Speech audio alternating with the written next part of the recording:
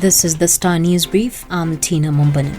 The National Treasury has allocated former President Uhuru Kenyatta 441 million shillings in pension packs in the coming financial year. The hefty amounts shine the spotlight on the cost of maintaining retired leaders. Taxpayers will, for the next 3 financial years starting July 1st, fork out about 1.4 billion shillings to fund the former president's budget. Estimates tabled in Parliament show the Treasury projects to allocate Kenya 450 million shillings in the year ending June 2026 and 475 million shillings in 2027. Treasury data reveals that monthly pension for retired members of Parliament is set to increase by 2.8 billion shillings.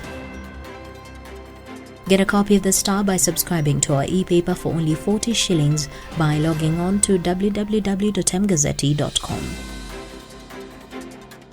A Kenyan family in the US has suffered a major setback in seeking justice for their son killed by police.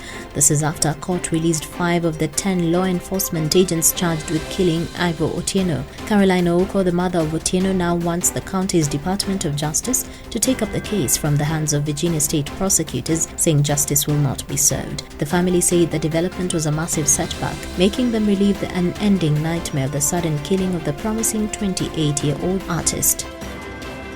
The continent's top health body, the Africa Centers for Disease Control and Prevention, is being accused of overemploying Kenyans. The organization was launched in 2017 to support the health systems of African countries and played a major role in securing COVID-19 supplies for the continent. However, it is now being accused of employing more than half of its 300 workers from Kenya and Ethiopia, where it is hosted. Many of the senior positions were re-advertised as Africa CDC was also transitioning from an organization within the AU into a more autonomous health agency. Only candidates from 32 AU member states, excluding Kenya, were allowed to apply for the Deputy Director General position.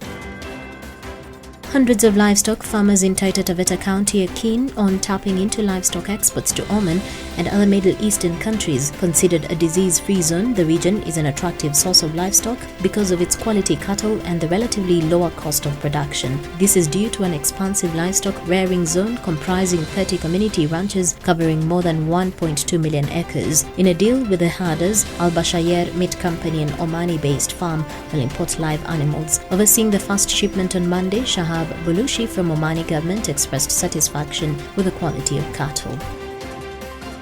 And Kenyans have been assured that their data is safe as the government moves to introduce a third-generation digital identity card. Immigration and Citizen Services PS Julius Bitok says the government is complying with all the regulations and legal frameworks required to ensure Wananchi's data is safe and secure. Bitok, who spoke during the Network of Africa Data Protection Authorities Conference deliberation on digital ID and the role of data protection authorities in Africa, said the government has been able to conduct more than 10 data impact protection assessments for the digital ID with the support from the Office of the Data Commissioners. Get a copy of The Star by subscribing to our e-paper for only 40 shillings by logging on to www.mgazzetti.com.